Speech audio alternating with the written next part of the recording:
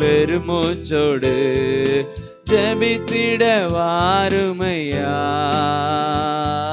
சொல்லோன்னா பெருமூச்சோடு ஜெபித்திட வாருமையா.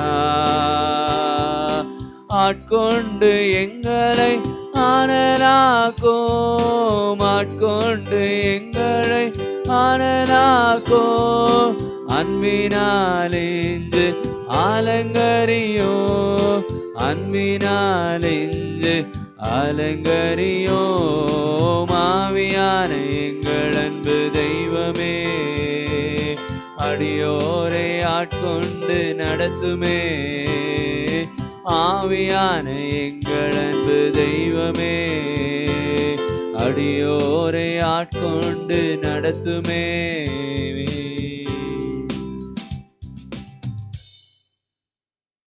கர்த்தரும் இரட்சகருமாகிய இயேசு கிறிஸ்துனுடைய நல்ல நாமத்தில் கூடி வந்திருக்கிற உங்கள் ஒவ்வொருவரையும் வாழ்த்தி வரவேற்கிறோம். எல்லாருக்கும் கர்த்தருக்கு ஸ்தோத்திரம்.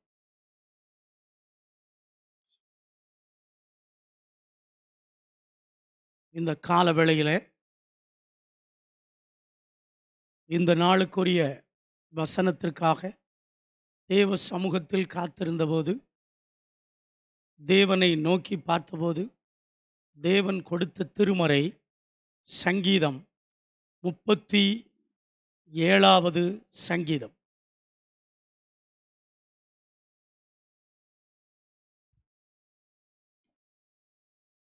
பழைய ஏற்பாடு பக்கம் 691 692.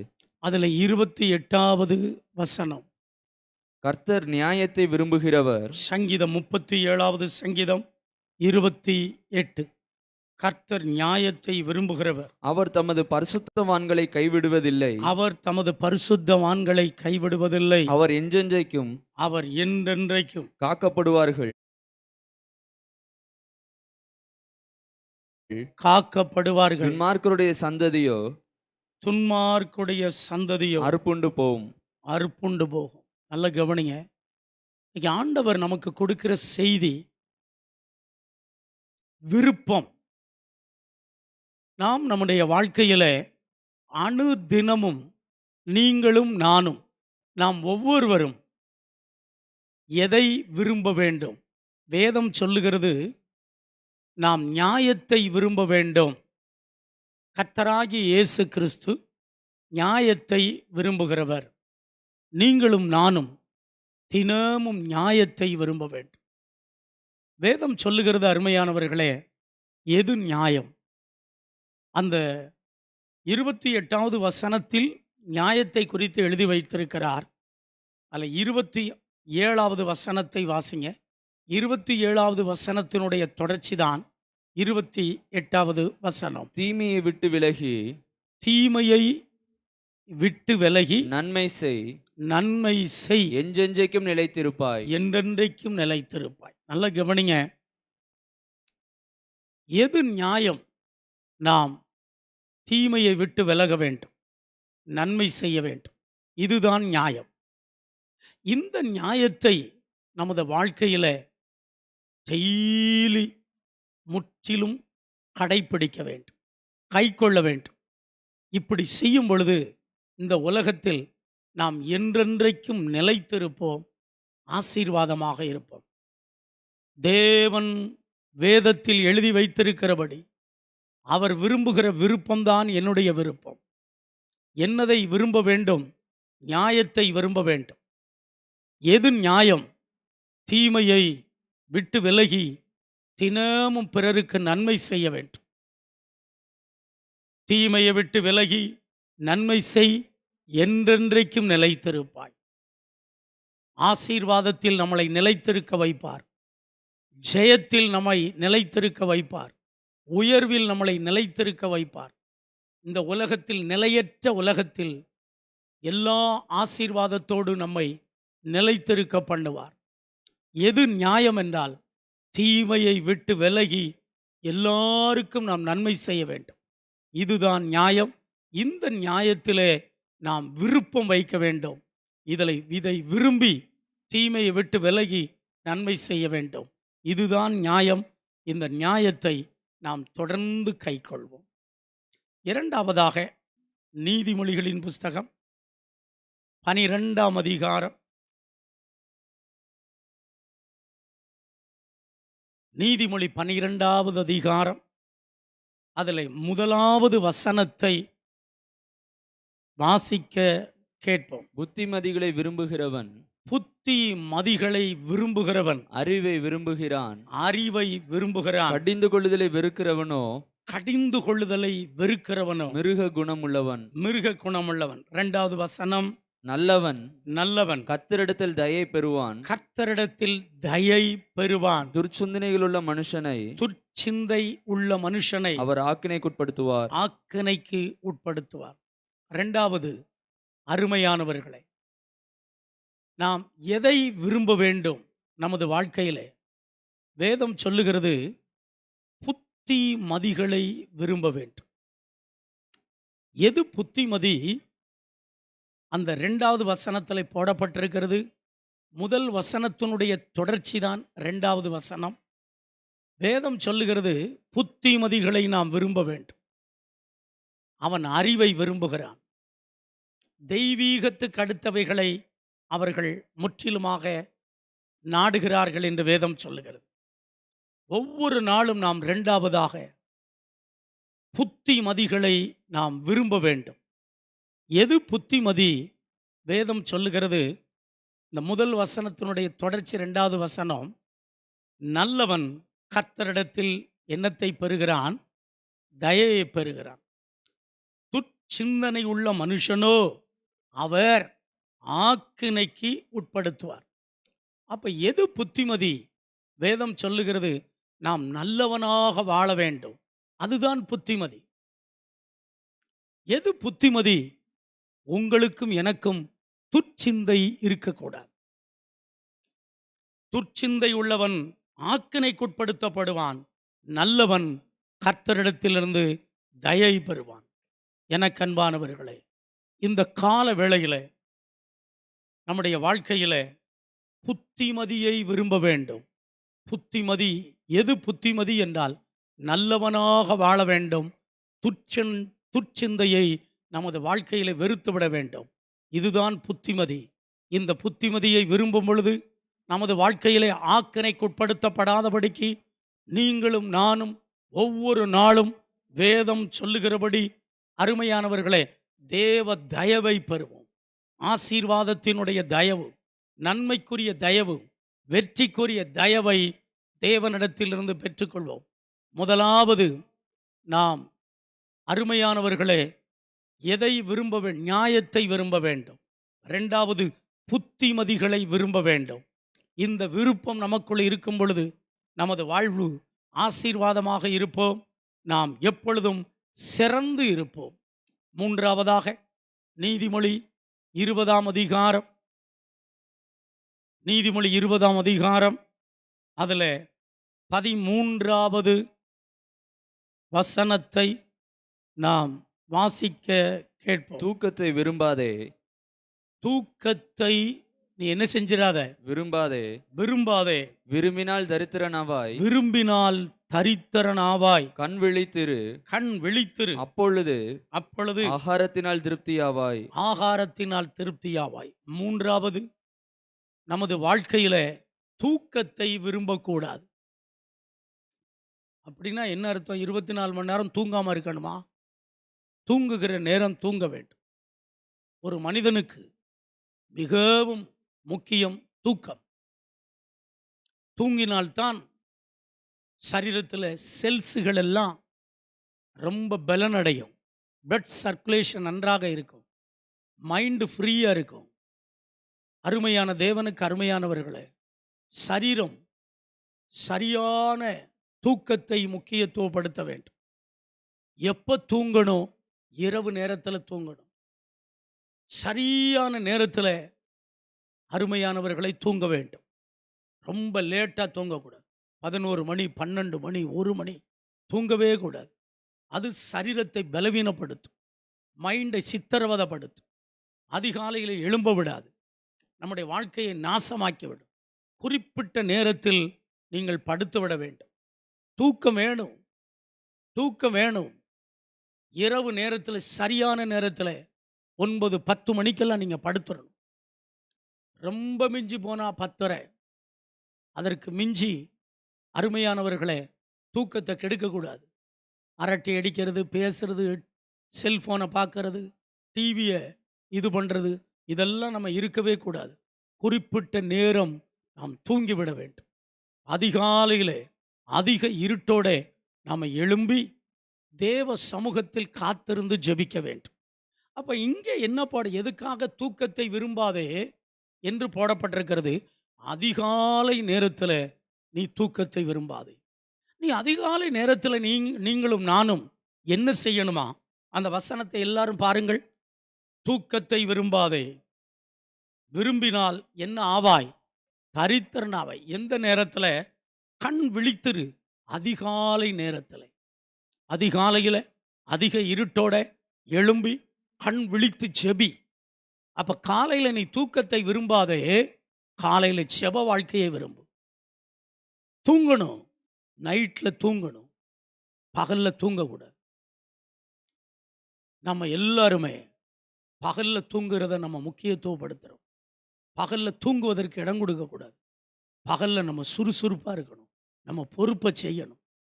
எனக்கு அன்பான தேவனுக்கு அருமையானவர்களே, அப்போ தான் நம்முடைய உடல் உறுப்புகள் எல்லாம் நன்றாக செயல்படும். சீரண உறுப்புகள் சரியாக இருக்கும், இரத்தம் சரியாக செயல்படும், சுகர் கம்ப்ளைண்டே வராது, உப்புவே வராது. ஆமாம், யூரின் நல்லா போகும், வயிற்றில் உள்ள தொந்தரவு எல்லாம் மாறிடும், கேஸ்ட்ரபிள் இருக்காது, தலையெல்லாம் ஃப்ரீயாக இருக்கும், நாடி நரம்பெல்லாம் சரியாயிரும். பகலில் வேலை செய், நைட்டில் தூங்கு, அதிகாலையில் கண் விழித்து செபி, கண் விழித்து செபி. அதான் அதில் பைபிளில் நீதிமொழி 20:13 போட்டிருக்கு. தூக்கத்தை விரும்பாதே. எப்போ விரும்பாதே? அதிகாலையில் விரும்பாதே. நீ விரும்பினால் தரித்திரனாவாய். அதிகாலையில் ஒரு குறிப்பிட்ட நேரம் எழும்பிடணும். 4, 4:30, 5க்குள்ளெல்லாம் எழும்பிடணும். எழும்பி கால கடமையை முடிச்சிட்டு முழங்கால் வடியிட்டு ஜெபிக்கணும், பைபிள் வாசிக்கணும். ஆமாம், கூடுமான மட்டும் சபைக்கு ஓடி வரணும். அதற்கு பிறகு நம்முடைய கடமைகளை சுறுசுறுப்பாக செஞ்சுக்கிட்டே இருக்கணும். இப்படிப்பட்ட ஒரு காரியத்தை செய்யும் பொழுது வாழ்க்கையில் தரித்திரம் வராது, ஆசீர்வாதமாக நீங்கள் இருப்பீர்கள். தூக்கத்தை விரும்பாதே, அதிகாலையில் தூக்கத்தை விரும்பாதே, கண் விழித்திரு, ஆகாரத்தினால் திருப்தி ஆவாய்.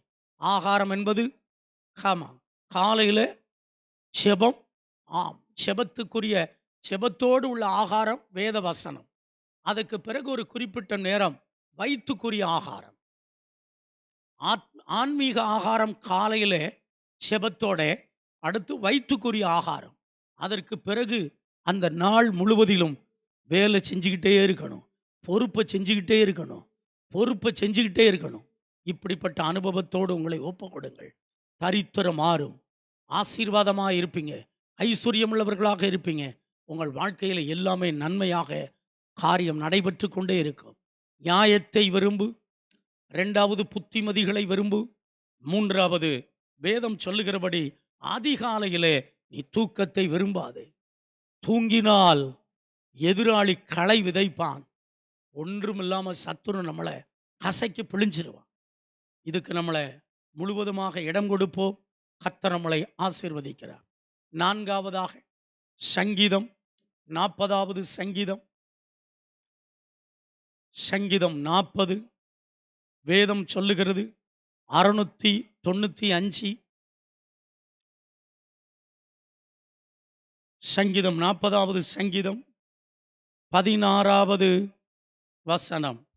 உம்மை தேடுகிற அனைவரும், உம்மை தேடுகிற அனைவரும் உமக்குள் மகிழ்ந்து சந்தோஷப்படுவார்களாக. உமக்குள் மகிழ்ந்து சந்தோஷப்படுவார்களாக. உம்முடைய இரட்சிப்பை விரும்புகிறவர்கள், உம்முடைய இரட்சிப்பை விரும்புகிறவர்கள் கர்த்தருக்கு மகிமை உண்டாவதாக என்று, கர்த்தருக்கு மகிமை உண்டாவதாக என்று எப்பொழுதும் சொல்வார்களாக, எப்பொழுதும் சொல்வார்களாக. நல்ல கவனிங்க. 4வது எதை விரும்ப வேண்டும்? இறைவனுடைய இயேசு கிறிஸ்து, கர்த்தராகிய இயேசு கிறிஸ்துனுடைய இரட்சிப்பை விரும்ப வேண்டும். எப்போதும் ரட்சிப்பின் அனுபவத்தில் இருக்கிறதையே விரும்பணும். அதுக்கு மிஞ்சின விருப்பம் தோல்வியை கொண்டு வந்து. நீங்கள் ரட்சிப்பை விரும்பும் பொழுது நீங்கள் ரட்சிப்பை விரும்பும் பொழுது அந்த ரட்சிப்பு தேவனை மகிமைப்படுத்தும். அங்கே வேதம் சொல்லுகிறது, சங்கீதம் 40:16 வசனத்தில், உம்முடைய ரட்சிப்பை விரும்புகிறவர்கள் கர்த்தருக்கு மகிமை உண்டாவதாக என்று எப்பொழுதும் சொல்வார்களாக. நாம் கர்த்தரை மகிமைப்படுத்தும் பொழுது நம்மளை தேவன் ஆசீர்வாதமுள்ள மகிமைக்கு நேராக, சுகம் என்ற மகிமைக்கு நேராக, மகிழ்ச்சி என்ற மகிமைக்கு நேராக, வெற்றி என்ற மகிமைக்கு நேராக தேவன் நம்மை நடத்துவார். இந்த கால வேளையை தெய்வீக விருப்பத்தோடு வாழ தேவன் நம்மளை தெரிந்து அழைத்து வந்திருக்கிறார். ரட்சிப்பை விரும்புங்கள். அதன் மூலமாய் தேவனை நாம் மகிமைப்படுத்துவோம். நம்முடைய வாழ்க்கையில் மகிமையான எல்லாம் கிடைக்கும். பெரிய காரியத்தை தொடர்ந்து செய்வார், நம்மை ஆசீர்வதிப்பார். கடைசியாக சங்கீதம் 40வது சங்கீதம் அதில் 8வது வசனத்தை வாசிக்க கேட்போம். என் தேவனே உமக்கு பிரியமானதை செய்ய விரும்புகிறேன். உமக்கு பிரியமானதை செய்ய நான் விரும்புகிறேன். உமது நியாய பிரமாணம் என் உள்ளத்திற்குள் இருக்கிறது என்று சொன்னேன். கடைசியாக அவருக்கு பிரியமானதை செய்ய விரும்பணும். நமக்கு பிரியமானதை செய்ய விரும்பக்கூடாது. நமக்கு பிரியமானதை செய்தால் அது ஆசீர்வாதம் இல்லாமல் போய்விடும். நாம் மனசும் மாம்சமும் விரும்புகிற பிரியத்தை செய்யக்கூடாது. நமக்கு பிரியமானதை செய்யக்கூடாது. தேவன் விரும்புகிறதை செய்ய வேண்டும். தேவனுக்கு பிரியமானதை செய்ய வேண்டும். அந்த விருப்பம் நமக்கு வேணும். தேவனுக்கு பிரியமானது என்ன என்று வேதத்தை அறிந்து ஆராய்ந்து அதில் என்ன சொல்லி இருக்கிறதோ அதை படித்து அதை தியானித்து அதன்படி வாழ வேண்டும். வேதம் சொல்லுகிறது, என் தேவனே உமக்கு பிரியமானதை செய்ய விரும்புகிறேன். சொல்லுங்க வாயை திறந்து. யாருக்கு பிரியமானது? தேவனுக்கு பிரியமானது. தேவனுக்கு பிரியமானதுல ஒன்று நிறைய இருக்கிறது. அதில் ஒரு காரியத்தை பாருங்கள். 1 சாமுவேலின் புஸ்தகம் 2ஆம் அதிகாரம். தேவனுக்கு பிரியமானது என்ன?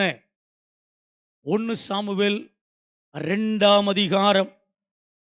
1 சாமுவேல் 2வது அதிகாரம் அதில் 26வது வசனத்தை நாம் வாசிக்க கேட்போம். பழைய ஏற்பாடு பக்கம் 342. பழைய ஏற்பாடு பக்கம் 342. சாமுவேல் என்னும் பிள்ளை ஆண்டானோ. சாமுவேல் என்னும் பிள்ளை ஆண்டானோ பெரியவனாக வளர்ந்து கர்த்தருக்கும் மனுஷருக்கும் பிரியமாக நடந்து கொண்டான். தேவனுக்கு பிரியம் என்ன? கர்த்தருக்கும் பிரியமா இருக்கணும், மனுஷர்களுக்கும் பிரியமா இருக்கணும். எல்லாத்துக்கும் நம்ம பிரியமா நடக்கணும். அதுதான் தெய்வீக பிரியம். எனக்கு அன்பான தேவனுக்கு அருமையானவர்களே, கர்த்தருக்கும் மனுஷனுக்கும் பிரியமாய் நடந்து கொண்டான். மனுஷன் யார்? மனுஷன்னா மாம்சீகத்துக்குள்ள உள்ளவர்கள். குடிக்கிறவன், வெறிக்கிறவன், 2 பொண்டாட்டி கட்டிருக்கிறவன், திருடுறவன், சபையை உடைக்கிறவன், அந்த மனிதர்கள் அல்ல. அவங்கள பிரியப்படுத்த கற்ற சொல்லல.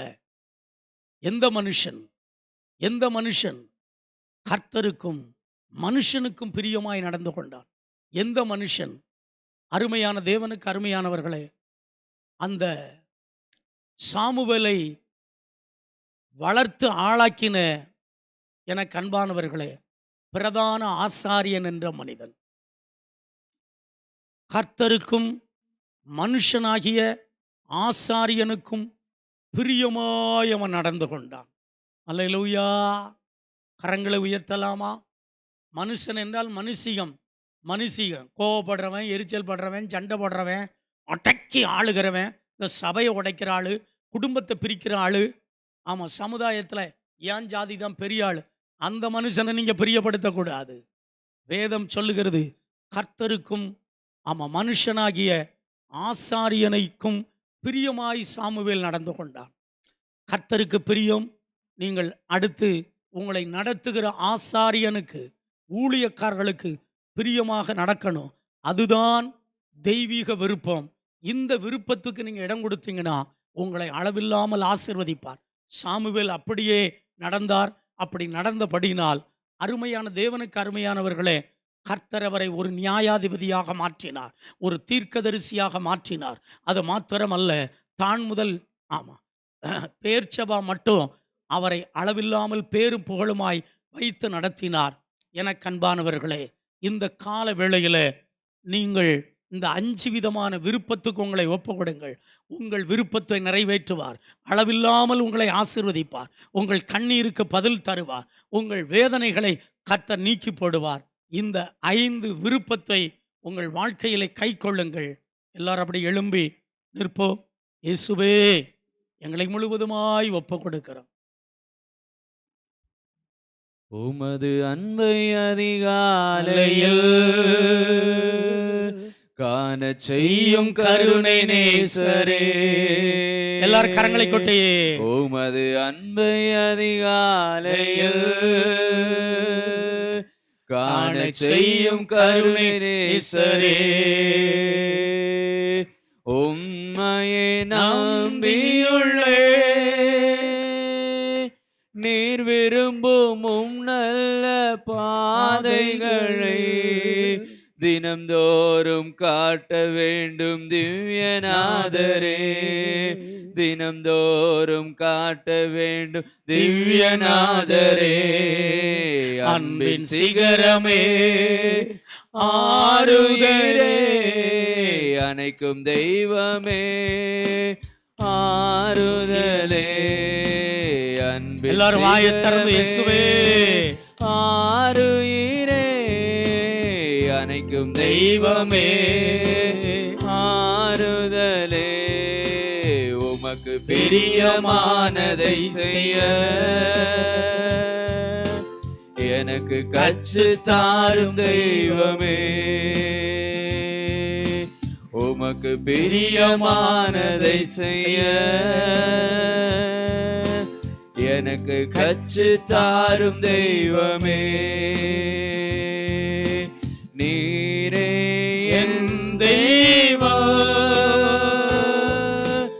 உம் நல்ல பரிசுத்த ஆவியானவர் செவ்வையான வழியிலே நடத்த வேண்டுமே. செவ்வையான வழியிலே நடத்த வேண்டுமே. மேக ஸ்தம்பமே, அக்னி ஸ்தம்பமே, தேற்றும் தெய்வமே, துணையாளரே. மேக ஸ்தம்பமே, அக்னி ஸ்தம்பமே, தேற்றும் தெய்வமே, துணையாளரே. எல்லாரும் வாயை திறந்து, இயேசப்பா, வேதத்தில் சொல்லப்பட்ட நல்ல விருப்பங்களின்படியே வாழ எங்களை ஒப்புக் கொடுக்கிறோம். முதலாவது நியாயத்தை விரும்புகிறோம். எது நியாயம்? தீமையை விட்டு நன்மை செய்வதே நியாயம். இப்படி செய்யும் பொழுது என்றென்றைக்கும் நீங்கள் நிலைத்து இருப்பீர்கள். 2வது, எனக்கு புத்திமதிகளை விரும்புங்கள். எது புத்திமதி? நல்லவனாக வாழ்வதே புத்திமதி. துச்சிந்தனையை விட்டுவிட்டு நல்லவர்களாக சோத்திரம் நாம் வாழ்வதே புத்திமதி. இதை விரும்ப வேண்டும். அப்பொழுது நாம் ஆக்கினைக்குட்படுத்தப்படாமல் தேவனுடைய தயவை நாம் பெற்றுக்கொள்ளுகிறோம். ஹல்லேலூயா. 3வது, நாம் எதை விரும்ப வேண்டும்? அருமையானவர்களே, அதிகாலையில் எழும்பி சோத்திரம் செபிக்கிறதை நாம் விரும்ப வேண்டும். அப்படி விரும்பும் பொழுது அன்பானது தேவனுக்கு அருமையானவர்களே, ஆகாரத்தினால் நாம் திருப்தியாவோம். வேதம் என்ற ஆகாரம், சரீரம் என்ற ஆகாரத்தினால் நாம் திருப்தியாவோம். திருப்தியான ஒரு வாழ்க்கையை நமக்கு கொடுத்து தினமும் நம்மளை நடத்துவார். இப்படியே 5 விதமான 4வது, ரட்சிப்பை நாம் விரும்ப வேண்டும். அப்பொழுது கர்த்தருக்கு மகிமை போகிறது. கர்த்தர் நம்மளை மகிமையான வெற்றி ஆசீர்வாதங்களை நமக்கு தருகிறார். 5வது, ஆமா, தேவன் ஆமா, தேவன் பிரியப்படுகிறதை நாம் விரும்ப வேண்டும். அவர் என்ன பிரியப்படுகிறார் என்பதை பார்க்க வேண்டும். அவர் என்ன பிரியப்படுகிறார் என்பதை கண்டு அதை நாம் செய்ய வேண்டும். அப்படி செய்யும் பொழுது நமது வாழ்க்கையில பெரிய பெரிய காரியம் நடைபெறுகிறது. வல்லமை வெளிப்படுகிறது. வாயை திறந்து ஜெபிங்க. நிறைய பேர் சில மாதிரியே நின்றுக்கிட்டு இருக்கீங்க. வாயை திறங்க, வாயை திறங்க, வாயை திறங்க. கண்ணீர் விட்டு ஜெபிங்க, கண்ணீர் விட்டு ஜெபிங்க. ஓ, வேதத்தில் சொன்ன உம்முடைய விருப்பத்தின்படி நடக்க என்னை ஒப்புக் கொடுக்கிறேன், என்னை ஆசீர்வதியும். உங்கள் ஜெபத்திற்கு பதில் வருகிறது, உங்கள் கண்ணீருக்கு பதில் வருகிறது. இந்த திங்கட்கிழமையில் கர்த்தர் உங்களை தேடி உங்களை விடுதலையாக்குகிறார். என்றென்றைக்கும் நிலைத்திருக்கிற ஆசீர்வாதம், மகிமையான ஆசீர்வாதம் உங்களை நிரப்புகிறது. உங்கள் மேலுள்ள கட்டுகள் எல்லாம் விலகி போகிறது. அற்புதம் உண்டாகிறது, அடையாளம் உண்டாகிறது, விடுதலை உண்டாகிறது. வாயை திறந்து ஜெபிங்க, ஜெபிங்க, ஜெபிங்க, ஜெபிங்க, ஜெபிங்க, ஜெபிங்க, ஜெபிங்க, ஜெபிங்க. பிள்ளையாக ஒப்பு கொடுத்து ஜெபிங்க. உமக்கு பிரியமானதை செய்ய நான் விரும்புகிறேன், நான் விரும்புகிறேன், நான் விரும்புகிறேன்.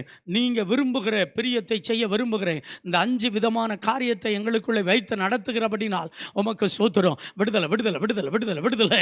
வல்லமையின் அக்கினி இறங்கி வருகிறது. இந்த வாரம் முழுவதும் ஆசீர்வாதம் இறங்கட்டும். ஒருவருக்கும் குறை வரக்கூடாது. தமிழ்நாடு, இந்தியா, உலகம் முழுவதும் ஆசீர்வாதம் இறங்கட்டும். ரட்சிக்கப்படாத மக்கள் ரட்சிக்கப்படட்டும். மனம் திரும்புதலை தாரும். பெரிய ஒரு எழுப்புதல் தேசத்தில் உண்டாகட்டும். கட்டுகள் அவிழ்க்கப்படட்டும். சபைகள் முழுவதுமாக திறக்கப்படுவதாக. அல்லேலூயா. எல்லா நன்மைகளினால் நிரப்பும். திங்கள் முதல் வியாழக்கிழமை வரை சபையில் வைத்து தொடர்ந்து 6 to 7 ஜெபம் நடைபெறுகிறது. பங்கு பெறுங்கள் அருமையானவர்களே. வியாழக்கிழமை மாத்திரம், ஞாயிற்றுக்கிழமைக்கு பதிலாக ஆலய ஆராதனை. மற்ற 3 திங்கள், செவ்வாய், புதன் ஜெபமும் செய்தியும் பாடலும். நான் வியாழக்கிழமை மாத்திரம் விசேஷமாக ஞாயிற்றுக்கிழமைக்குரிய 3 ஆராதனையும் இணைத்து ஒரே ஆராதனையாக வைக்கப்படுகிறது. காலையில் 6 to 7 வந்து பங்கு பெறுங்கள். தூரத்தில் உள்ளவர்கள் வந்து சபையில் தங்கி காலையில் 6 to 7 ஆலய ஆராதனையில் பங்கு பெற்று உடனே நீங்கள் கடந்து செல்லலாம். தொடர்ந்து நடத்தும். வெள்ளி, சனி, ஞாயிறு அக்டோபர் 31 வரைக்கும் நமக்கு லாக்டவுன். இந்த மாதம் முழுவதிலும் அடுத்த மாதம் முழுவதிலும் நமக்கு லாக்டவுன். அதனால் சபை வழிபாட்டுக்கு தடை. தொடர்ந்து திங்கள் முதல் வியாழக்கிழமை வரைக்கும் வாருங்கள். கர்த்தர் உங்களை ஆசீர்வதிக்கிறார். எல்லாரையும் கட்டவிழ்கிறோம், ஆசீர்வதிக்கிறோம். இயேசுவின் நாமத்தில் பிதாவே, பரமண்டலங்களில் இருக்கிற எங்கள் பிதாவே, உம்முடைய நாமம் பரிசுத்தப்படுவதாக, உம்முடைய ராஜ்யம் வருவதாக, உம்முடைய சித்தம் பரமண்டலங்களில் செய்யப்படுகிறது போல பூமியிலும் செய்யப்படுவதாக. எங்களுக்கு வேண்டிய ஆகாரத்தை இன்று எங்களுக்கு தாரும். எங்கள் கடனாளிகளுக்கு நாங்கள் மன்னிக்கிறது போல எங்கள் கடன்களை மன்னியும். எங்களை சோதனைக்குட்பட பண்ணாமல் தீமைந்து ரட்சியும். ராஜ்யமும் வல்லமையும் மகிமையும் என்றென்றைக்கும் உடையகளே. நம்முடைய கர்த்தராகிய இயேசு கிறிஸ்துவுடைய கிருபையும் தேவனுடைய அன்பும் பரிசுத்த ஆவியானுடைய ஐக்கிய சிநேகமும் நம் அனைவரோடு கூட இருப்பதாக. என் ஆத்துமாவே கர்த்தரை சோத்தரி, என் முழுவலமே பரிசுத்த நாமத்தை சோத்தரி. என் ஆத்துமாவே கர்த்தரை சோத்தரி, கர்த்தர் செய்த சகல உபகாரங்களையும் மறவாதே. அல்லேலூயா.